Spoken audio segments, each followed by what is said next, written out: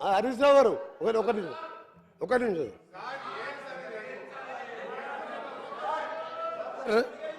వారు గౌరవ ఇరిగేషన్ శాఖ మంత్రి గారు అప్పుడుగా పనిచేసినప్పటికీ మా దగ్గర బ్రాహ్మణ వెల్లంలో ఉదయ సముద్రం ఇరిగేషన్ ప్రాజెక్ట్ సార్ 80% అయిపోయింది. 200 కోట్లు పెడితే దాదాపు 1,00,000 ఎకరాలు నీళ్ళు వచ్చే ప్రాజెక్టు. 100 సార్లు మొదటిసారి మాజీ ముఖ్యమంత్రి గారు ముఖ్యమంత్రి ఉన్నప్పుడు 100 సార్లు ఇదే హౌస్లో అడిగితే 2 సంవత్సరాలు అడిగాం. ఆ తర్వాత రాజగోపాల్ రెడ్డి గారు పోయినసారి ఎమ్మెల్యే గారు 100 సార్లు అడిగినాం. 200 కోట్లు పెడితే 1,00,000 ఎకరాలు నీళ్ళు వస్తాయా అంటే ఇలా చేతులు రాలే. వీరు మాట్లాడుతుంది సార్ గౌరవ హరీష్ రావు గారు మాట్లాడేది ఈడికెళ్ళంట సూర్యాపేటకు నీళ్ళు తీసుకుపోయినంట. మూసీ నీళ్ళు సార్ పిల్లాయిపల్లి కాల్వ 350 కోట్ల రూపాయలు శాంక్షన్ చేపించి 5 ప్యాకేజీలు చేసి అప్పుడున్న 5 ఎమ్మెల్యేలు పంచుకుంటే ఇప్పటికి పూర్తి కాలేదు సార్. ఈయన గోదావరి నీళ్ళు ప్రాణాయిత అక్కడికి వెళ్ళి సూర్యాపేట తీసుకొచ్చినట్టే మీరు నమ్మాలి. నల్గొండ జిల్లా పోదాం సార్, అడుగుదాం అక్కడ పోయి. ఇంకొక చిన్న ప్రశ్న సార్, ఒక నిమిషం సార్. అయినా మీ ద్వారా టీఆర్ఎస్ పార్టీ సభ్యులను కోరుతున్నా గౌరవ మాజీ ముఖ్యమంత్రి వారి గారికి జన్మదిన శుభాకాంక్షలు తెలియజేసుకుంటూ వారు వచ్చి మాట్లాడితే మంచిగా ఉంటుంది సార్. ఈయన పోస్ట్ మ్యాన్, ఈయన ఏం చేస్తాడు సార్? ఈయన హరీష్ రావు ఏంది పైసలు కలెక్షన్ చేస్తాడు పనుకొస్తాడు. ఈయనకి సబ్జెక్ట్ ఉందా? డబ్బులు ఎవరు సార్? కాంట్రాక్టర్లు. అది ఈయన పోయాలి, ఆయన చెప్పింది మేము వినాలి. మా కర్మ సార్ ఇది. హరీష్ రావు చెప్తే మేము వినాలన్నా మాకు సార్? వారు రమ్మని చెప్పండి. చీఫ్ ఇంజనీర్ ఆయనే, మాజీ ముఖ్యమంత్రి ఆయనే, డిజైన్ ఆయనే, కూలగొట్టింది ఆయనే. ఈయన కలెక్షన్ పాయింట్ డబ్బులు తీసుకొచ్చి 3 సంవత్సరాలు బాధ్యత ఆయన మాట్లాడితే మేము వింటాం సార్.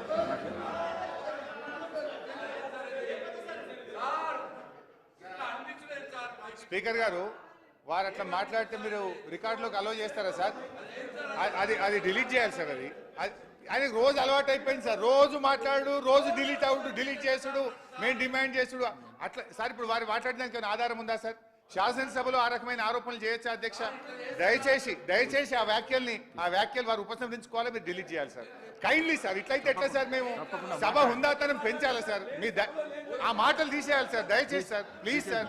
ఆ మాటలు తీసేయాలి సార్. అవి విత్డ్రా చేయండి సార్. ఇట్లా ఉంటుందా సార్? ఇంత చీప్ గా మాట్లాడతారు అధ్యక్ష. ఈరోజు ఏ సబ్జెక్ట్ మాట్లాడదామంటే వీళ్ళు తాపుకోవాలి. ఇప్పుడు బ్రాహ్మణ వెళ్ళని చెప్దామంటే మళ్ళీ టైం వేస్ట్ అవుతుంది.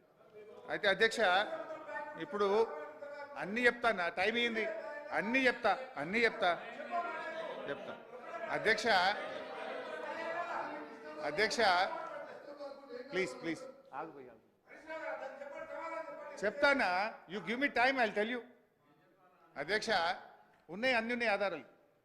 అధ్యక్ష ఈరోజు గౌరవ సభ్యులు గౌరవ ఉత్తమ్ కుమార్ రెడ్డి గారు చాలా విషయాలు చెప్పే ప్రయత్నం చేసినారు. కొంచెం మీరు కూడా టైం ఇవ్వాలన్న రిక్వెస్ట్. అయితే ఎస్ఆర్ఎస్పి మీద అధ్యక్ష అంటే ఇప్పుడు ఏమంటున్నారు? ఆయకట్టు తక్కువ వచ్చింది అని ఆయకట్టు విషయంలో కూడా కాళేశ్వరం విషయంలో ఒక సత్యదూరమైన విషయం సభకు చెప్పే ప్రయత్నం చేస్తున్నారు. యాక్చువల్గా కాళేశ్వరం కింద ఇప్పటిదాకా వచ్చిన ఆయకట్టు అధ్యక్ష ఇప్పుడు 98,500 మీది మీ ప్రకారం, వాస్తవానికి ఇంతకంటే ఎక్కువ ఉంది. మీ ప్రకారము మీరు ఇచ్చిన ప్రజెంటేషన్లో నుంచే చెప్తున్నాను నేను.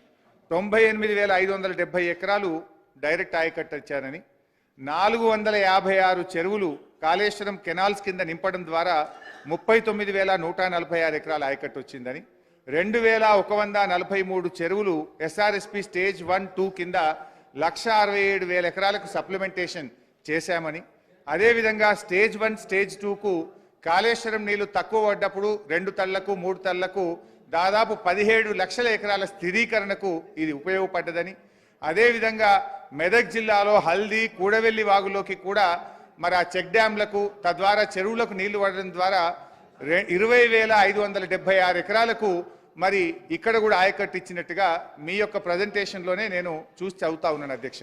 అంటే దాదాపు కాళేశ్వరం మీద కొత్త ఆయకట్టు స్థిరీకరణ కలిపి దాదాపు 20 లక్షల ఎకరాల వరకు కూడా మేలు జరిగింది. కానీ మీరు ఎంతసేపు కొత్త ఆయకట్టును మాత్రమే చూపిస్తూ చెరువుల కింద వచ్చిన ఆయకట్టు, చెక్ డ్యాంల కింద వచ్చిన ఆయకట్టు, స్థిరీకరణ కింద వచ్చినటువంటి ఆయకట్టును చూయించకపోవడం అనేటువంటిది కరెక్ట్ కాదు. అయితే అధ్యక్ష ఏ ప్రాజెక్ట్ అయినా మన చరిత్ర మన రాష్ట్రంలో మన దేశంలో చూస్తే అధ్యక్ష ఇట్ విల్ టేక్ టైం. ఆయకట్టు విషయంలో ఒక 2-3 ఉదాహరణలు మన రాష్ట్రం చెప్తా, దేశం మొత్తం కూడా నా దగ్గర ఉన్నాయి. కానీ ఎస్ఆర్ఎస్పి ప్రాజెక్టు చూస్తే అధ్యక్ష 1963లో ఎస్ఆర్ఎస్పి ప్రాజెక్టుకు ఫౌండేషన్ వేస్తే 1975లో 11 సంవత్సరాల తర్వాత ఎస్ఆర్ఎస్పి ప్రాజెక్టు ఇనాగ్రేషన్ అయింది. అయితే ఇచ్చిన ఆయకట్టు ఎంత అంటే 25,000 ఎకరాలు. 11 ఏళ్ల తర్వాత ఎస్ఆర్ఎస్పి ప్రాజెక్ట్ ఇనాగ్రేషన్ చేస్తే ఇచ్చిన ఆయకట్టు కేవలం 25,000 ఎకరాలు మాత్రమే. మరి పూర్తి స్థాయి ఆయకట్టు ఎప్పుడు వచ్చింది? మొత్తం 9.5 లక్షల ఎకరాలు ఎప్పుడు వచ్చింది అంటే 2008-9 నాటికి 9 లక్షల ఎకరాల ఆయకట్టు వచ్చింది. అంటే ఎస్ఆర్ఎస్పి పూర్తి స్థాయి ఆయకట్టు సాధించడానికి ఆనాటి కాంగ్రెస్ పార్టీకి 45 సంవత్సరాలు పట్టిందని మీ ద్వారా వారికి తెలియజేస్తా ఉన్నా. రెండవది నాగార్జున సాగర్ అధ్యక్ష, మీ జిల్లా 1955లో నెహ్రూ గారు ఫౌండేషన్ వేస్తే 1967లో గౌరవనీయులు ఇందిరాగాంధీ గారు ఇనాగ్రేషన్ చేశారు. ఆ రోజు 12 ఏళ్ల తర్వాత ఎడమకాలోకి ఇచ్చిన ఆయకట్టు ఎంత అంటే కేవలం 98,000 ఎకరాలు మాత్రమే. 98,000 ఎకరాలు మాత్రమే. 12 ఏళ్ల తర్వాత 98,000 ఎకరాలకు ఎడమకాలోకి నీళ్లు వచ్చినాయి. పూర్తి స్థాయి ఆయకట్టు ఎప్పుడు వచ్చింది నాగార్జున సాగర్ ప్రాజెక్ట్ కింద అంటే 1974. 30 ఏళ్ల తర్వాత ఎడమకాలువకు పూర్తి స్థాయిలో నీళ్ళు వచ్చిన పరిస్థితి ఉన్నది. నంబర్ 2. నంబర్ 3 కల్వకుర్తి. కల్వకుర్తి అయితే అది ఒక పెద్ద చరిత్ర. ఒకరు మొక్కలు నాటుడు, ఒకరు పలకలేసుడు, శిలాపలకాలు ఒకరు, మొక్కలు నాటుడు ఒకరు. 1984లో మొదటి శిలాపలక వేస్తే 1984 నుంచి 2014 వరకు 30 ఏళ్ల కాంగ్రెస్ తెలుగుదేశం పాలనలో కల్వకుర్తికి ఇచ్చిన ఆయకట్టు ఎత్త అంటే 13,000 ఎకరాలు మాత్రమే. 30 ఏళ్లు కట్టిన కల్వకుర్తి ప్రాజెక్టు ఇచ్చిన ఆయకట్టు 13,000 ఎకరాలు మాత్రమే. కానీ మా ప్రభుత్వం వచ్చిన తర్వాత నేను పోయి అక్కడ రాత్రిపూట కూడా ఆ గ్రామాల్లో బస చేసి దాంట్లో ఉండే అనేక చిక్కులు తొలగించిన తర్వాత ఇవాళ కల్వకుర్తికి బ్రహ్మాండంగా మేము ఆయకట్టు పెంచాం. ఆ వివరాలన్నీ కూడా చెప్తాను అధ్యక్ష. అదేవిధంగా దేవాదుల, తెలంగాణ ఉద్యమంలో వచ్చింది దేవాదుల. 2001లో దేవాదులకు అప్పటి ముఖ్యమంత్రి చంద్రబాబు నాయుడు గారు శంకుస్థాపన చేస్తే మీరు అధికారం కాంగ్రెస్ పార్టీ దిగిపోయే వరకు 2014 వరకు దేవాదుల ప్రాజెక్టులో ఇచ్చిన ఆయకట్టు ఎత్త అంటే 45,000 ఎకరాలు మాత్రమే. దీన్ని బట్టి ఏమర్థమైంది?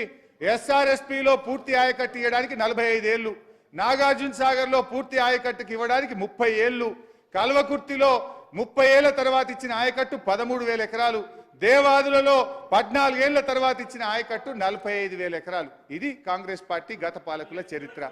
కానీ మీరు ఇవాళ తప్పుదో పట్టించేటువంటి ప్రయత్నం చేస్తూ ఉన్నారు అధ్యక్ష. ఈరోజు కాగ్ రిపోర్ట్ మీద కూడా గౌరవ సభ్యులు మాట్లాడారు. నేను ఒక విషయం చెప్పాలనుకుంటా. కాగ్ నివేదికల మీద కాంగ్రెస్ పార్టీ చర్చ జరిగితే నిజంగా అది వాళ్ళకి సెల్ఫ్ గోల్. నేను ఒకరోజు వీలైతే మీరు సపరేట్ డిస్కషన్కు అవకాశం ఇవ్వండి, తప్పకుండా కాగ్ రిపోర్ట్స్ మీద కూడా మాట్లాడదాం. నేను ఎక్కువ డీటెయిల్స్ పోను, షార్ట్గా చెప్తాను. ఎందుకంటే బట్టన్న మాట్లాడిండు, ఉత్తమన్న కూడా తన ప్రజెంటేషన్లో పెట్టిండు కనుక I will explain about CAG.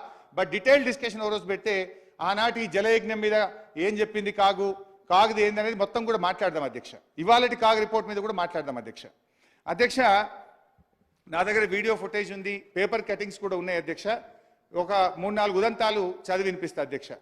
Chandrababu Naidu గారు అప్పుడు ముఖ్యమంత్రిగా ఉన్నప్పుడు ఒక కాగ్ రిపోర్ట్ వచ్చింది. చంద్రబాబు గారి అవినీతి మీద కాగ్ నివేదిక వస్తే ఆనాడు ప్రతిపక్ష నాయకులుగా ఉన్న వైఎస్ రాజశేఖర రెడ్డి గారు ఆ రోజు చంద్రబాబు రాజీనామా చేయాలని డిమాండ్ చేశారు. చంద్రబాబు నాయుడు గారు ఏమన్నారంటే కాగ్ నివేదిక అశాస్త్రీయము, ఆధునిక సాంకేతిక అంశాలపై కాగ్కు అవగాహన లేదు అని చంద్రబాబు నాయుడు గారు అన్నారు. రాజశేఖర రెడ్డి గారు ముఖ్యమంత్రి అయిన తర్వాత కాగ్ రిపోర్ట్ వచ్చింది. కాంగ్రెస్ పార్టీ అధికారంలో ఉన్న సమయంలో 89,000 ఎకరాలు అక్రమంగా ఏపీఐసి ద్వారా ప్రైవేట్ వ్యక్తులకు కనీస మార్కెట్ ధర కూడా వసూలు చేయకుండా పంచిపెట్టారని కాగ్ ఆరోపించింది. లేపాక్షి, ఎంఆర్, బ్రాహ్మణి తదితర సంస్థలకు భూమి ఇచ్చే విషయంలో కాంగ్రెస్ ప్రభుత్వం నిబంధనలు తొక్కిపెట్టిందని, తనకు కావలసిన వారికి అధికారం అడ్డం పెట్టుకొని 1,000 ఎకరాలు పంచిందని కాగ్ తేల్చింది. దాని మీద రాజశేఖర రెడ్డి గారు ఏమన్నారు?